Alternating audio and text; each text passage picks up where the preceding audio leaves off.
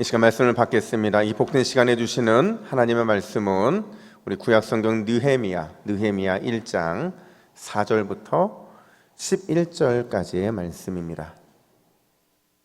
구약 727면 느헤미야 1장 4절부터 11절까지 구속자 하나님을 구하라 라는 제목으로 오늘 말씀을 받겠습니다. 우리 4절부터 11절까지 교독합니다. 내가 이 말을 듣고 앉아서 울고 수일 동안 슬퍼하며 하늘의 하나님 앞에 금식하며 기도하여 이르되 하늘의 하나님 여호와 크고 두려우신 하나님이여 주를 사랑하고 그의 계명을 지키는 자에게 언약을 지키시며 긍휼 베푸시는 주여 간구하나이다. 이제 종이 주의 종들인 이스라엘 자손을 위하여 주야로 기도하오며 우리 이스라엘 자손이 주께 범죄한 죄들을 자복하오니 주는 귀를 기울이시며 눈을 여시사 종의 기도를 들으시옵소서. 나와 내 아버지의 집이 범죄하여 주를 향하여 크게 악을 행하여 주께서 주의 종 모세에게 명령하신 계명과 율례와 규례를 지키지 아니하였나이다. 옛적에 주께서 주의 종 모세에게 명령하여 이르시되 만일 너희가 범죄하면 내가 너희를 여러 나라 가운데에 흩을 것이요 만일 내게로 돌아와 내 계명을 지켜 행하면 너희 쫓긴 자가 하늘 끝에 있을지라도 내가 거기서부터 그들을 모아 내 이름을 두려고 택한 곳에 돌아오게 하리라 하신 말씀을 이제 청하건대 기억하옵소서. 이들은 주께서 일찍이 큰 권능과 강한 손으로 구속하신 주의 종들이요 주의 백성이니이다. 주여 구하오니 귀를 기울이사 종의 기도와 주의 이름을 경외하기를 기뻐하는 종들의 기도를 들으시고 오늘 종이 형통하여 이 사람들 앞에서 은혜를 입게 하옵소서 하였더니 그때에 내가 왕의 술관원이 되었느니라. 아멘. 할렐루야. 우리 이렇게 인사하겠습니다. 생각의 틀을 바꿉시다. 생각의 틀을 바꿉시다. 한 번 더 인사합니다. 삶의 틀도 바꿉시다. 삶의 틀도 바꿉시다. 여러분, 어떤 교회가 하나님이 기뻐하시는 교회일까요? 한번 생각을 해봤어요.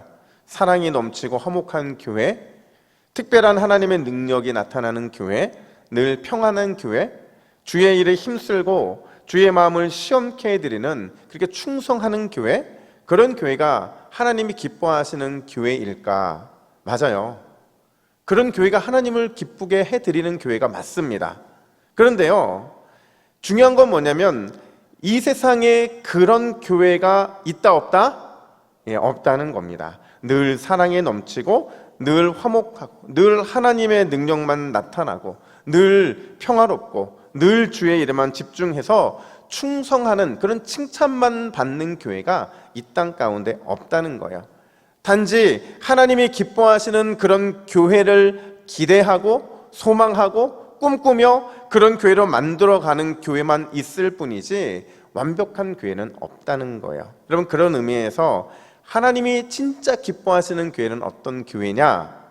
하나님이 그렇게도 원하시고 또 하나님이 그렇게 소망하시는 교회를 꿈꾸고 그런 교회를 함께 만들어가기 위해 주의 말씀, 하나님의 말씀에 순종하는 교회, 그 교회가 이 지상교회 가운데 가장 하나님을 기쁘시게 해드리는 교회인 줄로 믿습니다. 그럼 중요한 질문 하나 드려볼게요. 여러분, 그러면 그런 의미에서 우리 동부교회는 하나님이 기뻐하시는 교회입니까? 제가 볼 때는 1부보다 2부에 진짜 믿음 좋으신 분이 더 많은 것 같아요. 1부 때는 요거 한 3분의 1 소리였거든요. 근데 2부 때는 다시 물어볼게요. 우리 동부교회는 하나님이 기뻐하시는 교회가 맞습니까? 와, 믿음은 들으면서 난다고 믿음이 더 이만큼 자라나셨어요. 저는 아직 확실하게 그런 교회는 아니지만 우리 동부교회가 그런 교회가 되어가고 있다고 믿습니다. 왜 그러냐면요, 여러분, 주의 말씀에 순종하려면 주의 말씀을 제대로 배워야 돼요. 그리고 주의 말씀이 진짜 내 길에 완전한 빛으로 나타나기 위해서 훈련이 돼야 됩니다. 여러분, 경건은요 거저 떨어지는 게 아니에요. 하나님의 훈련을 통해서 우리가 만들어지는 게 바로 경건이거든요.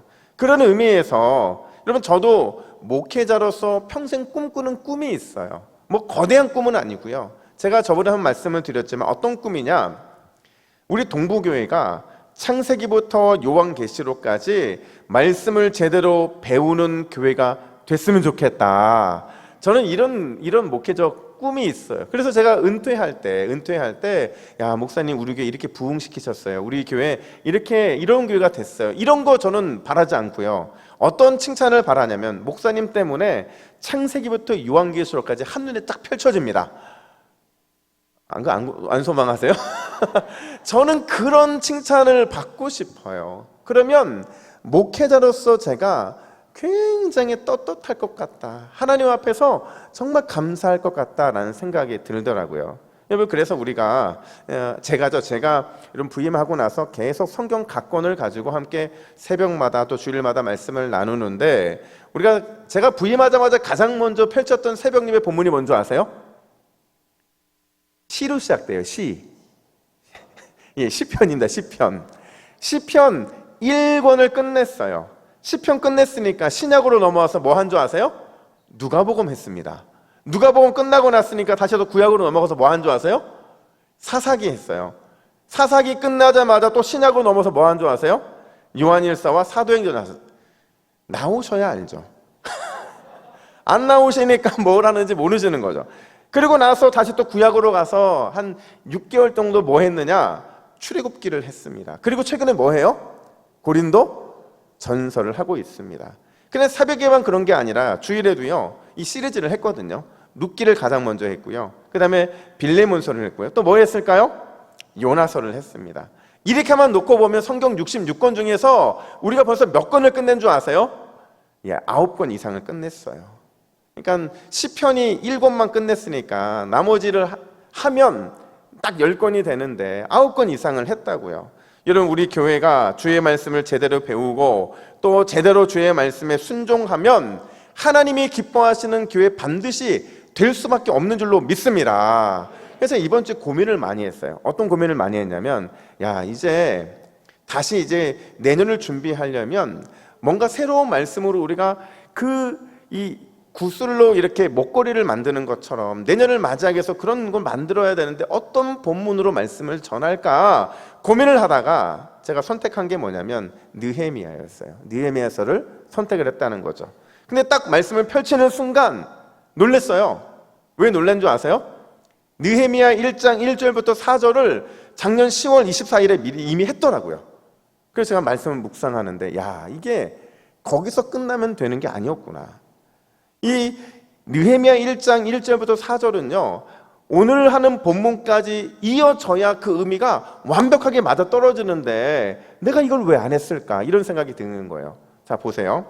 오늘 본문하고 이게 굉장히 연결이 잘 되어 있는데 제가 정리를 해드릴게요. 우리 1절 말씀을 같이 한번 읽어볼까요? 1절입니다. 시작. 하가랴의 아들 느헤미야의 말이라. 아닥사스다 왕 제20년 기슬르월에 내가 수상궁에 있는데. 아멘. 여러분, 하나님이 기뻐하시는 성도들은 반드시 교회에 올 때 성경책하고 펜을 갖고 오시는 줄로 믿습니다. 그래서 펜 있으면 한번 꺼내보세요. 펜으로요, 우리가 방금 읽은 1절에 아닥사스다 왕 제20년 기슬르월에 동그라미 한번 쳐보시고, 그리고 수산궁에도 동그라미 쳐보세요. 이게 작년에 했던 말씀의 핵심인데, 여러분, 아닥사스다 왕 제20년 기슬르월이라는 게 뭐냐면 시간을 말해주는 겁니다. 그때의 시간을 말해주는 거예요. 그럼 수산궁은 뭘 말해주는 걸까요? 장소를 말해주는 겁니다. 그러니까 제가 뭐라고 말씀드렸냐면, 하나님의 놀라운 구원의 역사가 아무도 예상하지 못한 시간에, 아무도 기대하지 않았던 장소에서 준비되고 있었다. 제가 이렇게 말씀을 드렸어요. 기억 하나도 안 나시죠? 예, 그래서 그냥 한 번 더 할 걸 그랬어요. 여러분, 이게 굉장히 중요한 표현인데요. 왜 그러냐면요, 이스라엘 백성들의 입장에서는 이때가 굉장히 중요한 때였거든요. 이 시기가 왜 중요했냐면요, 지금까지 이스라엘 백성들의 역사에서 가장 힘든 시기를 보내고 있기 때문에 그래요. 가장 비참했고요, 가장 절망의 깊이가 깊었던 시간을 이때 보내고 있다고요. 그때를 3절은 이렇게 묘사하는데 우리 3절도 같이 읽습니다. 시작. 사로잡힘을 면하고 남아있는 자들이 그 지방 거기에서 큰 환난을 당하고 능력을 받으며 예루살렘 성은 허물어지고 성문들은 불탔다. 여러분, 이 시기가 언제냐면요, 에스라 4장 11절부터 23절까지의 말씀하고 이어져 있어요. 그러니까 원래 에스라하고 느헤미야는 한 권의 책이에요. 붙어 있는데 그 시기를 따져보니까 에스라 4장 11절부터 23절까지의 말씀의 내용이에요. 어떤 내용이냐? 1차 귀환을 했어요. 그리고 한참 있다가 2차 귀환을 했어요. 2차 귀환을 했는데 이제 그들이 귀환한 목적을 이루기도 전에 방해자들의 방해가 너무 심한 겁니다. 그래서 예루살렘 성을 재건축하려는 계획이 다 수포로 돌아가게 돼요. 공사가 중단됐고요. 그냥 공사가 중단된 게 아니라 이 상황에서 예루살렘 성벽이 파괴되고 성문들이 불에 타고 말았다는 거죠. 여러분, 그 당시에 문이 없다, 벽이 없다, 이거는요, 나라가 형성이 되지 않는 겁니다. 안전을 담보할 수가 없는 거예요. 그냥 아무 들짐승이 들어와도 상관이 없고 어떤 사람이 들어와도 상관없을 그런 무법천지가 된다는 거예요. 그러니까 지금 그 상황이 이렇다는 거죠. 여러분, 한번 잘 맞춰보세요. 희망이 절망이 되는 거하고 절망이 계속 절망으로 남아있는 것하고 어떤 게 더 견디기 힘든 줄 아세요? 다시, 희망이 절망으로 변하는 거하고 절망이 계속 절망으로 남아있는 것하고 어떤 게 더 견디기 힘든 건 줄 아세요? 예, 당연히 희망이 절망으로 바뀌는 게 힘들어요. 희망이 없으면 기대도 안 하잖아요. 근데 기대했는데 그 기대가 완전히 무너졌다? 절망으로 바뀐다? 그러면 완전히 무너져 버리는 거거든요. 지금 오늘 이 본문의 배경이 되고 있는 포로에서 귀환한 이스라엘 백성들의 마음이 그랬다는 겁니다. 바벨론에 있던 집도 일터도 또 자산도 이 모든 걸 다 버리고 희망 하나 갖고 예루살렘으로 돌아왔거든요. 돌아왔는데 그 희망이 갑자기 사라져버린 겁니다. 마음이 공허하기 시작하는 거예요. 딜레마에 빠지는 거죠. 그러면서 그들을 덮었던 게 바로 더 큰 절망이었는데 바로 그때 하나님께서 아무도 예상하지 못한 이 절망의 시간에 아무도 기대하지 않았던 수산궁이라고 하는 이 이방 장소에서 놀라운 구원의 역사를 준비하고 계셨다라는 거예요. 이게 1절부터 3절까지의 정리입니다. 근데 오늘 본문을 보면 그 절망의 시간에 절망의 장소를 위해 하나님이 한 사람을 준비하시는 내용이 등장을 하는데 그가 누구냐? 여러분, 그가 누구예요? 느헤미야였다라는 겁니다. 여러분, 느헤미야라는 사람의 이름의 뜻이 뭔지 아세요? 하나님의 위로예요. 하나님의 위로. 우리는 느헤미야가 성경에 몇 명 안 등장하니까 그냥 흔하지 않은 이름이라고 생각하는데 그 당시 굉장히 흔한 이름이었어요. 여러분, 흔한 이름이었다는 건 뭐냐면 그 당시에 느헤미야, 그러니까 하나님의 위로가 필요했던 사람들이 너무나도 많았다는 거죠. 이 사람도 하나님의 위로가 필요하고 이 사람도 하나님의 위로가 필요하고 다 하나님의 위로가 필요한 사람들은 그만큼 절망의 깊이가 깊었던 그때 느헤미야가 하나님께 부름을 받은 겁니다. 여기서 우리는 두 가지 질문을 던져야 되는데 첫 번째 질문은 뭐냐면 왜 느헤미야인가 하는 거예요. 여러분, 그 당시에 선지자들이 있었거든요.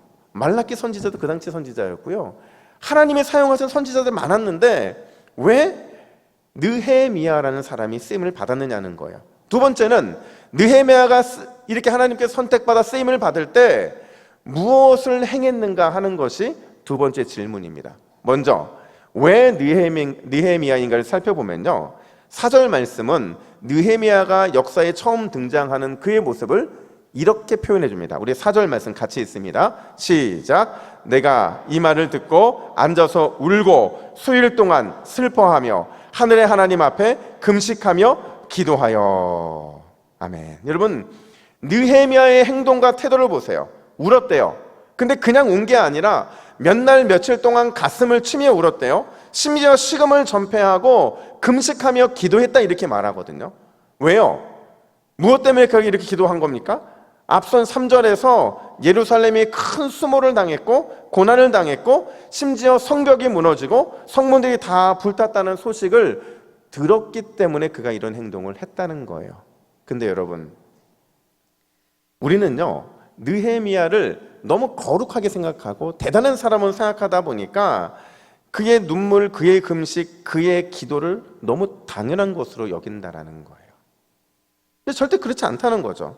사실 느헤미야는요, 전혀 그럴 이유가 없는 사람이에요. 그러니까 이스라엘과 예루살렘을 위해서 울 필요도 없고 금식할 필요도 없고 기도할 필요도 없는 사람이었다라는 거예요. 왜냐하면 느헤미야는요, 바벨론 출신이거든요. 그러니까 바벨론 사람이라 했다는 게 아니고 그의 부모님들이 포로로 끌려갔을 때 바벨론에서 태어나서 바벨론에서 자란 이민 2, 3세였던 거죠. 그러니까 그는 한 번도 예루살렘을 가본 적이 없어요. 그리고 실제 예루살렘이 어디에 있는지 또 어떤 모습인지 관심도 없어야 마땅한 거죠. 왜 사람들이 굳이 자신의 삶의 모든 일터를 버리고 모든 재산을 포기하고 예루살렘으로 돌아가려고 하는지 이해하지 못해야 맞아요. 그런 그가 예루살렘 성벽이 무너지고 성문이 다 불탔다는 소식을 듣고 울었다? 그것도 몇 날 며칠을 가슴을 치고 금식하며 울었다? 여러분 같으면 그렇게 하시겠어요? 제가 느헤미야 입장으로 생각을 해봤어요. 여러분, 최근에 우리가 큰 수해 때문에 서울에서 이 수도권에서 많은 어려움을 당했잖아요. 마음이 아팠어요. 저도 기도했습니다. 근데 우리 부산 사람들이 그렇게 수해를 입지 않은 게 오히려 저한테는 더 감사하더라고요. 이게 우리의 마음 아니에요? 저는 서울 출신이잖아요. 그러면 서울 출신이면 조금 더 서울에 대한 그런 마음이 있어야 되는데 지금 내가 살고 있는 지금 여기가 저한테는 훨씬 중요한 땅이 돼버린 거죠. 느헤미야에게 있어서 예루살렘은요, 아주 먼 곳이에요. 정서적으로도 멀 뿐만 아니라 그냥 먼 곳이죠. 여러분 같으면 한 번도 가보지 않은 부모님의 고향을 위해서 느헤미야처럼 가슴을 치며 몇 날 며칠을 눈물로 울며 금식하며 기도할 수 있겠냐는 거예요.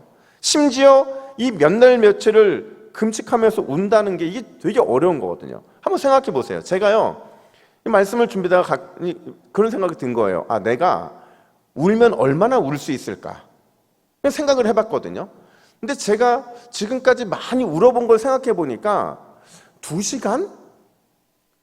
2시간 이상을 울어본 적이 없는 것 같더라고요. 여러분 생각해 보세요. 여러분들에게 만약에 울 수 있는 시간을 드릴 때 여러분 얼마나 우실 수 있을 것 같아요? 만약에 여러분 한나절 이상을 울잖아요. 그럼 여러분들 병원 가셔야 됩니다. 진짜로. 그렇게 눈물이 나지 않아요. 그렇게 눈물이 대단하게 나지 않는다고요. 근데 지금 느헤미야는 몇 날 며칠을 가슴을 치면서 그렇게 금식하며 울었다는 거죠. 도대체 왜 그럴 이유도 없고 울 수도 없는 그런 상황에서 느헤미야는 가슴을 치며 몇 날 며칠을 울고 금식을 했느냐? 그게 바로 오늘 본문의 키라는 거죠. 그리고 그 이유가 뭐냐? 5절 말씀을 같이 한번 읽어볼까요? 5절입니다. 시작. 이르되 하늘의 하나님 여호와 크고 두려우신 하나님이여 주를 사랑하고 주의 계명을 지키는 자에게 언약을 지키시며 긍휼을 베푸시는 주여 간구하나이다. 아멘. 이걸 한마디로 정의하면 그거예요. 지금 그가 그렇게 기도할 수밖에 없었던 이유가 뭐냐? 하나님이 어떤 분인지를 알았기 때문에 그런 거예요.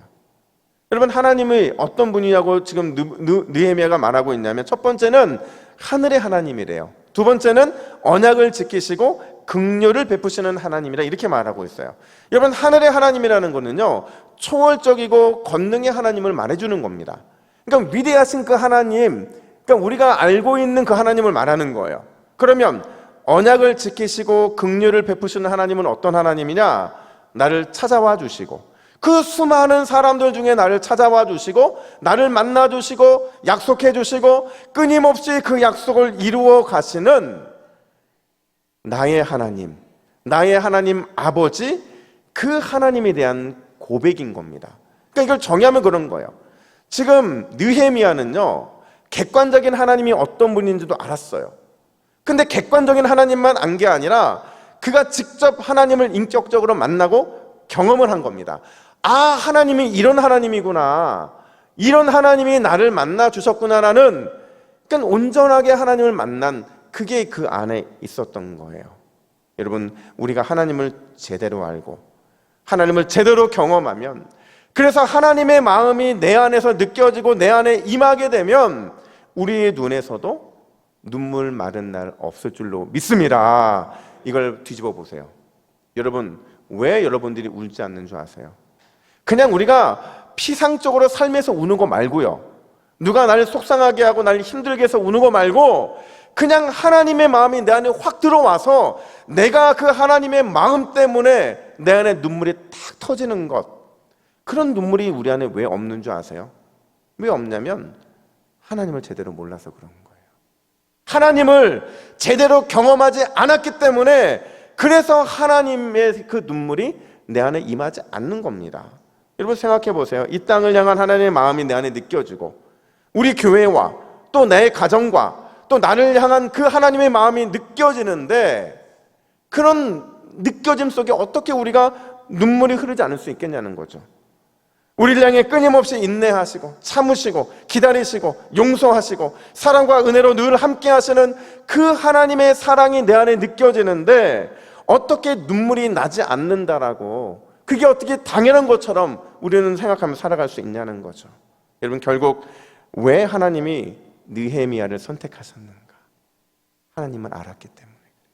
하나님의 마음을 알았고 그 마음을 알며 그 마음으로 울 줄 아는 사람이었기 때문에 하나님은 그를 사용하셨다라는 거예요. 여러분, 저는 늘 그런 마음이 있거든요. 이건 뭐 저희 어머니 아버지께 한번 확인해 봐야 되는데, 제가요 군대 전역하고 나서 좀 늦게 갔으니까 26 이후에 저희 어머니 아버지 눈물을 나게 해드린 적이 없어요. 제가 안 믿으시는 눈빛이신데 진짜예요. 근데 그 전에는 엄청 울게 했던 것 같아요. 제가 봐도, 제가 아무리 생각해봐도 정말 많이 우셨던 것 같은데, 그 이후로 제가 저희 어머니 아버지의 눈에 눈물이 나게 해드린 적이 없어요. 왜냐하면 하나님의 마음이 느껴졌거든요. 그때부터 하나님의 마음이 느껴졌거든요. 그러니까 어머니 아버지가 울지 않으니까 누가 울어요? 이젠 제가 울 차례가 된 겁니다. 근데 제가 우니까 어머니 아버지가 울지 않더라고요. 여러분, 우리가요 조금이라도 더 젊었을 때, 조금이라도 더 어릴 때 하나님의 마음을 알고 울면 하나님께서는 반드시 그런 우리 인생에 조금 더 일찍 하나님의 뜻과 은혜를 베풀어 주시는 줄로 믿습니다. 특별히 여러분 남자분들 제가 부탁드립니다. 여러분 우셔야 돼요. 여러분 남자도 울어야 됩니다. 건강을 위해 울어야 되고요, 영적인 건강을 위해 울어야 돼요. 얼마나 마음이 힘든 일들이 많은데, 제가 아빠가 되고 나니, 남편이 되고 나니까 이게 한 집의 가장으로 사는 게 얼마나 힘든지 알겠더라고요. 알겠는데 안 운다? 여러분, 안 울면 안 우는 것만큼 하나님의 일하심이 더디 이루어져요. 우리가 울 때, 우리가 하나님의 마음을 알고 울 때 하나님은 그 울음을 통해 놀라운 역사를 이루시기 때문에 그렇다는 거예요. 우리가 잘 아는 이런 일화가 있어요. 하루는 위대한 설교가였던 찰스 스펄전 목사님이요 서재에서 막 울고 있더라는 거죠. 목사님이 교회에서 우는 일은 많았는데 서재에서 우는 일은 별로 없었거든요. 그래서 그 아내 사모님이 물어봤대요. 여보 왜 그렇게 슬피 울고 있냐고. 그러니까 스펄전 목사님 뭐라고 대답했냐면, 여보, 아무래도 내가 이상한 것 같아. 오늘은 내 마음에 계신 그 주님이 느껴지지가 않아. 나의 심령이 언제 이렇게 메말라나 싶어서 내가 그래서 서글퍼서 울고 있는 거야. 그 말을 듣고 사모님과 함께 울었다고 그래요. 여러분, 이 눈물의 고백, 우리의 고백이 되어야 되지 않습니까? 하나님을 위해 하나님의 마음으로 울 수 없음이 우리의 진정한 애통함이 되어야만 하나님이 그 애통함을 받으신다는 거예요. 울지 않는 아이를 어떻게 하나님이 돌보시고, 울지 않는 그 마음을 어떻게 만지실 수 있겠냐는 거죠. 그래서 마태복음 5장 4절에서 이 산상순에서 예수님이 이렇게 말씀하시잖아요. 같이 읽습니다. 시작. 애통하는 자는 복이 있나니 그들이 위로를 받을 것이며. 아멘. 우는 자, 하나님의 마음으로 우는 그 사람이 복이 있대요. 왜냐하면 우는 것만큼 그들에게 하나님의 위로가 임할 것이기 때문이라는 겁니다. 여러분, 제가요 얼마 전에 이 드라마 하나를 보다가 마음이 굉장히 슬픈 거예요. 왜 슬펐냐면 제가 그 주인공이 돼버린 거니까. 너무 슬픈 거예요. 제가 펑펑펑 울었어요. 제가 잠자기 전에 울면 안 되는데, 잠자기 전에 울면 왜 안 되냐면 새벽에 눈이 붓거든요. 그래서 보지 말아야 되는데 그냥 보다가 막 마음이 애절한 거예요. 그래서 막 이 눈물이 흐르는데 딱 눈을 감고 이제 자려고 누웠는데 하나님 저에게 그런 마음을 주시는 거예요. 야, 너 그런 것 보고 우냐? 근데 제가 그 마음을 딱 드니까 마음이 솔직히 너무 죄송한 거예요. 하나님을 향해서 그렇게 막 통곡하면서 울어본 적이 정말 언제였나 이런 생각이 들기도 하고요. 그냥 하나님 앞에 그렇게 울어야 되는데 그 드라마 그 배우 한 사람 그 뭐라고 그것 보고 제가 울면서 마음 막 아파하는 걸 보면서 야, 하나님이 우리에게 원하시는 것은 이런 마음이 아니라 진짜 하나님의 마음으로 우는 걸 원하시는구나, 그런 생각이 들더라고요. 여러분, 우리는 울어야만 사는 존재들인 줄로 믿습니다. 그냥 우는 게 아니라, 그냥 슬퍼서 우는 게 아니라 하나님을 직접 만나고 그분의 마음이 무엇인지를 깨닫고 나서 그분의 마음이 내 안에 임함으로 인해서 그래서 눈물이 나면 그 눈물은 반드시 우리에게 아름다운 믿음의 결실로 나타나기 때문에 그래요. 여러분, 이번 한 주 많이 우시기를 바랍니다. 늦지 않았어요. 여름 내내 울지 않았다면 이 가을에 울면 반드시 가을 이 끝자락에 하나님이 우리를 향한 눈물의 열매를 풍성하게 부어 주실 줄로 믿습니다. 여러분, 울지 않는 여러분들을 위해 우세요. 울지 않는 여러분들을 위해 울면 하나님이 눈물도 주실 것이고, 그런 우리의 눈물을 통해 하나님은 아름다운 나무, 그 풍성한 결실을 맺은 나무를 우리에게 허락해 주실 겁니다. 그 은혜를 누리는 저와 여러분 되기를 간절히 축복합니다. 뿐만 아니라 두 번째로, 여러분, 하나님의 마음을 알고 경험한 느헤미야가 과연 뭘 했느냐. 5절 하반절을 보면 이렇게 말합니다. 주여 간구하나이다, 이렇게 말을 해요. 그러면 느헤미야가 뭐 했다는 거예요? 기도했다는 거예요. 그래서 중요한 교훈 하나가 떠올라요. 여러분, 어떤 교훈이냐면 하나님의 마음을 알고 하나님을 직접 경험하고 그 눈에 눈물을 흘릴 줄 아는 사람은 반드시 기도의 사람이 될 수밖에 없다는 거예요. 뒤집어 보세요. 왜 우리가 기도의 사람이 되지 않는 줄 아세요? 왜 우리가 기도에 힘을 쏟지 않냐면 하나님의 마음을 모르기 때문에 그래요. 하나님을 알지 못하기 때문에 그래요. 눈물을 흘리지 않기 때문에 그런 겁니다. 하나님의 기도의 사람은 반드시 그분의 마음을 알고 그분을 만나고 경험하고 그분이 주시는 그 마음으로 우는 사람, 그 사람은 반드시 기도의 사람이 될 수밖에 없는 거예요. 그래서 오늘 본문에서는요, 기도라는 표현이 자그마치 6번이나 반복되고 있어요.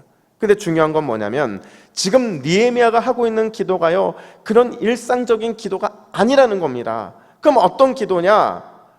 구원자, 구속자 하나님을 구하는 간절한 기도였다는 거. 따라 볼까요? 구원자, 구속자 하나님을 구하는 간절한 기도였다. 여러분, 10절 말씀을 보세요. 10절을 우리 같이 읽습니다. 시작. 이들은 주께서 일찍이 큰 권능과 강한 손으로 구속하신 주의 종들이요 주의 백성이니이다. 아멘. 아까 편 집어넣지 않았죠? 구속하신에 동그라미 치셔야 됩니다. 구속하셨다.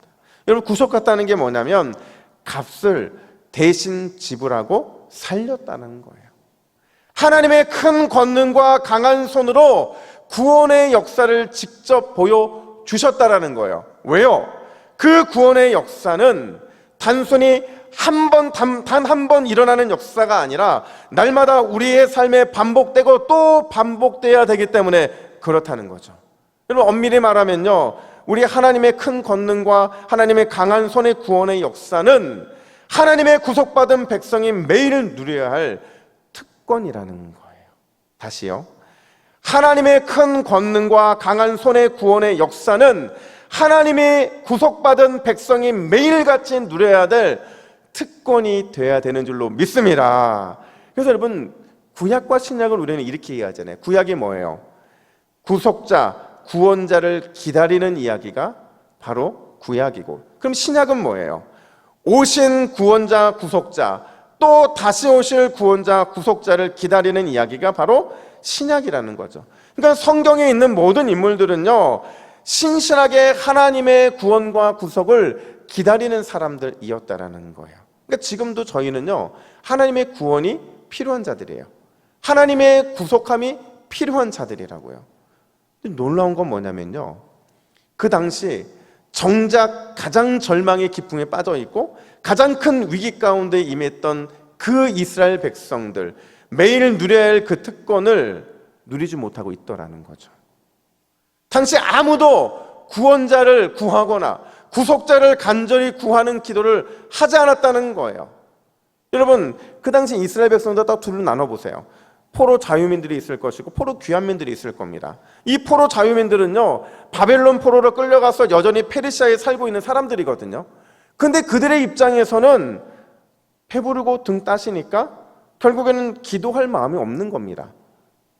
뿐만 아니라 예루살렘으로 돌아온 포로 귀환자들은 어때요? 그들은 기도할 수 없었어요. 왜냐하면 소망을 잃었거든요. 완전히 절망에 빠진 상태였거든요. 결국 그 시대에 그 누구도 구원자나 구속자를 구하며 간절히 기도하지 않았다는 거예요. 근데 누구만 그런 기도를 했다고요? 느헤미야만 그런 기도를 했다는 겁니다. 그래서 느헤미야가 그의 이름처럼 하나님의 위로가 되었던 것이고, 그의 이름처럼 많은 사람들에게 다시 구원자, 구속자를 구하며 간절히 기도해야 된다는 소망을 줄 수 있는 그런 사람으로 쓰임을 받았다라는 거예요. 우리도 마찬가지죠. 여러분, 우리도 마찬가지예요. 여러분들은 과연 얼마나 하나님 앞에서 하나님이 나의 구원자고 나의 구속자라는 사실을 이해하고 그 구원 구속자를 간절히 구하는 기도를 했는지 모르겠어요. 최근에요, 제가 어느 세미나에 갔다가 기독교 역사학자들이 하는 무서운 경고를 하나를 받았거든요. 그 경고가 뭐냐면요, 여러분, 지금 우리가 코로나 시대를 살고 있어요. 맞죠? 이 코로나 시대를 살면서 역사상 유례 없는 특이한 현상 하나가 발견됐다는 거예요. 이게 뭐냐? 분명히 코로나는 온 인류에게 위기예요. 그리고 여전히 우리는 위기 가운데 있어요. 근데 지금까지 역사에서 그런 적이 없는데 이번 코로나 사태 앞에서 교회가 반응하지 않더라는 겁니다. 코로나 때문에 영적 각성이 일어난 적도 없고, 코로나 때문에 회개운동이 일어난 적도 없고, 코로나 때문에 뭔가 우리가 해야 된다라는 주님 앞에서 절박한 심정의 이런 행동들이 전혀 나타나고 있지 않다는 거예요. 여러분, 지금까지요, 교회는 온 인류의 소망이었는 줄로 믿습니다. 위기 때마다, 전 세계가 위기 때마다, 또 나라가 위기 때마다 교회가 기도했거든요. 교회가 부르짖었거든요. 교회가 구원자, 구속자를 간절히 구했거든요. 그래서 지금 우리가 누리는 평안이 그래서 이렇게 임한 겁니다. 근데요, 이번 코로나 사태에는 그런 움직임이 전혀 없더라는 거죠. 그래서 학자들이 뭐라고 말을 하냐면 진짜 위기는 코로나가 아니라는 거예요. 코로나 때문에 우리는 뭔가 문제가 일어나는 것처럼 호들갑 떨었지만 전혀 코로나가 문제가 아니고, 진짜 문제는 이런 코로나 앞에서 아무런 움직임도 보이지 않고 있는 교회가 문제라는 겁니다. 기도하는 사람도, 부르짖는 사람도, 하나님의 구원과 구속자를 구하는 사람도 아무도 없는 것이 그게 교회의 위기라는 겁니다. 제가요, 한 번은 저희 어머니께 이렇게 물어본 적이 있어요. 저희 어머니가 늘 철야하셨거든요. 집에 오셨다가 철야가시고 또 집에 오셨다가 일 가시고, 이거를 늘 저희 어머니는 반복을 하셨는데, 그냥 뜨뜻한 방에서 늘 잠자던 제가 어머니께 이렇게 물어봤어요. 어머니, 왜 매일 철야하세요? 힘들지 않으세요? 했더니 그 질문 받으시자마자 저를 아주 맹렬한 눈으로 꾸짖듯이 쳐다보시면서 이렇게 말씀하시는 거예요. 당연히 힘들지. 그래도 기도밖에 없으니 어떡하냐? 저는 이 말이 지금도 이렇게 합니다. 기도밖에 없는 상황이었던 거예요. 기도밖에 없으니까 그냥 매일같이 철야를 하는 거예요. 철야가 기쁘셔서 갔겠어요? 때로는 기쁠 때도 있겠죠. 하나님과 영적인 소통이 이루어지니까. 근데 여러분 아시잖아요. 매일같이 철야한다는 거 굉장히 어렵습니다. 근데 늘 그렇게 할 수밖에 없었던 건 기도밖에 할 게 없기 때문에 기도를 붙잡은 거예요. 여러분, 영국을 살려낸 위대한 기도의 사람 E.M. 바운즈가 똑같은 말을 했는데요. 뭐라고 말을 하느냐? 우리가 같이 함께 읽습니다. 시작. 우리가 기도의 끈을 놓지 않고 인내하며 기도하는 것은 그렇게 해야 살 수 있기 때문이다. 우리가 끈질기게 간구해야 하는 이유는 응답을 받지 못하면 죽기 때문이다. 여러분, 이 고백이 우리의 고백인 줄로 믿습니다. 이 고백에 우리의 마음이 흔들려야 돼요. 찔려야 돼요. 이 고백 앞에서 반성해야 된다고요. 왜냐하면 그렇게 해야 살 수 있다라는 이 간절함이 우리에게 없고, 응답받지 못하면 죽는다라는 이 절박함이 우리 안에 없기 때문에, 그래서 우리는 구원자, 구속자를 간절히 찾지 않는다는 거예요. 사랑하는 여러분, 우리의 삶을 살펴보세요. 우리의 삶에 구원자, 구속자 하나님의 손길이 필요하지 않은 곳이 있습니까? 없어요. 나의 마음도, 나의 삶의 터전도, 또 나의 미래도, 우리의 가정도, 심지어 우리 동부교회 역시도 하나님의 긍휼, 그 긍휼을 기다리며 구속자, 구원자, 그분을 간절히 구할 수밖에 없는 줄로 믿습니다. 근데 구하면 반드시 그때 우리 인생이 회복된다는 거예요. 하나님의 일하심이 그때 비로소 시작이 된다라는 겁니다. 그래서 마지막 11절은 이렇게 말을 해요. 우리 11절 말씀을 같이 읽습니다. 시작. 주여 구하오니 귀를 기울이사 종의 기도와 주의 이름을 경외하기를 기뻐하는 종들의 기도를 들으시고 오늘 종이 형통하여 이 사람 앞에서 은혜를 입게 하옵소서. 아멘. 여러분, 이 기도가 통하거든요. 이 기도가 느헤미야 전체를 통과해요. 그럴 수밖에 없었던 이유가 뭐냐면 느헤미야가 하나님의 마음을 알고 눈물로 울었기 때문에 그래요. 구원자 하나님, 구속자 예수님, 아무도 그분을 요청하지 않는데 느헤미야만 간절히 찾고 구했기 때문에 그렇다는 겁니다. 마찬가지예요. 우리가 하나님의 마음을 알고 울 때, 구원자, 구속자 하나님을 간절히 찾고 구할 때, 그럴 때 우리의 인생의 형통함과 은혜 입음이 나타나게 되는 줄로 믿습니다. 여러분, 이번 한 주 하나님을 만나세요. 경험하세요. 그분의 마음을 알고 눈물로 간절히 구하세요. 하나님, 구원자가 필요합니다. 하나님, 구속자가 필요합니다. 이 간절한 마음으로 하나님 앞에 구할 때에 하나님께서 반드시 형통하여 은혜 입게 하실 줄로 믿습니다.